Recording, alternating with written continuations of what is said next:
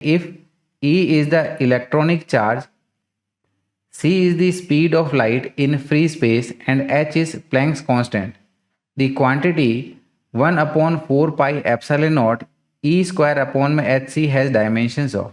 अगर E हमारा electronic charge है, c लाइट की स्पीड है फ्री स्पेस में, h हमारा प्लैंक्स कांस्टेंट है, तो आपको बताना है यहाँ पर इसका डायमेंशन फॉर्मूला क्या होगा।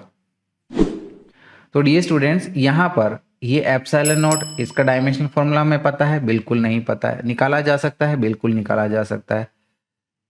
h क्या है? Planck's constant. डायमेंशनल फॉर्मूला पता है? नहीं पता है। तो निकाल लें, बिल्कुल निकालेंगे, तभी इसका फिर यूज़ कर पाएंगे। तो सबसे पहले हमारा मोटिव ये रहेगा कि एप्सिलॉन नॉट और h which is planks constant का डायमेंशनल फॉर्मूला हम लोग निकाल लें। तो एप्सिलॉन नॉट का डायमेंशनल फॉर्मूला कैसे निकालेंगे? We know कि force between two charges, that is Coulombic force, is given by F is equals to 1 upon में 4 पाई एप्सिलॉन नॉट, ठीक है ना। एप्सिलॉन नॉट हमारा परमिटिविटी ऑफ फ्री स्पेस है, into multiplication of charges divided with उनके बीच का distance of separation का square. So for simplicity we say can say let us say वो हमारे सिमिलर चार्जेस है, तो q square divided by r square ले लें। 4 पाई हमारा डायमेंशन लेस है, सो वी कैन से कि dimensional formula of permittivity of free space is equals to dimensional formula of Q square upon में dimensional formula of force F into dimensional formula of R square.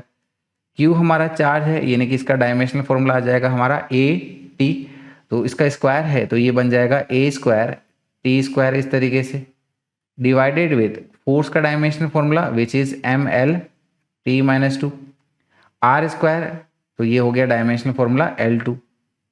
तो ultimately यानी कि इसका हमारे पास dimensional formula आ जाएगा as m-1 L-3 T4 A2 इस तरीके से।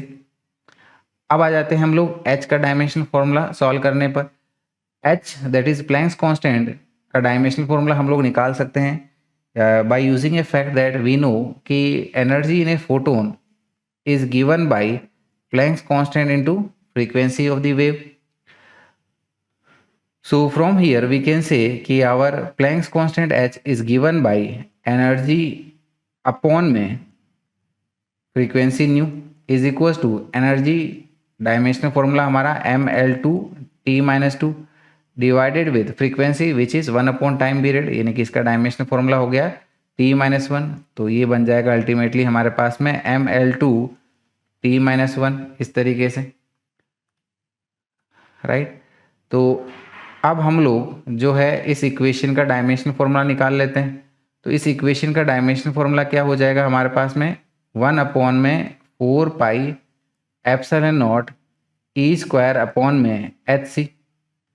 तो 1 अपॉन 4 पाई का तो कोई डायमेंशनल फॉर्मूला नहीं है, तो जो भी डायमेंशनल फॉर्मूला रहेगा वो आ जाएगा हमारा ई स्क्वायर अपॉन में dimensional formula of epsilon naught into dimensional formula H into dimensional formula of C से, ठीक है। बाकी वैल्यूज़ का अब डायमेंशनल फॉर्मूला हम लोग पुट कर लेंगे। ई बेसिकली हमारा चार्ज है, चार्ज का dimensional formula current into time से मिल जाएगा, करंट के लिए ए और टाइम के लिए टी, तो इसका स्क्वायर है तो ये बन जाएगा ए स्क्वायर टी स्क्वायर इस तरीके से, डिवाइडेड विथ एप्सिलॉन नॉट का डायमेंशनल फॉर्मूला जो कि अभी हमने ऑब्टेन किया, इसको यहाँ पर लिख दो। क्या हो जाएगा ये m-1 L-3 T4 A2 into h that is Planck's constant का डायमेंशनल फॉर्मूला, ये भी हमने ऑब्टेन कर लिया है, तो इसको लिख देते हैं यहाँ पर विच इज ml2 t-1, और c हमारा क्या है? स्पीड ऑफ लाइट है ना इन फ्री स्पेस, तो स्पीड की बात हो रही है तो इसका डायमेंशनल फॉर्मूला L-t-1 है।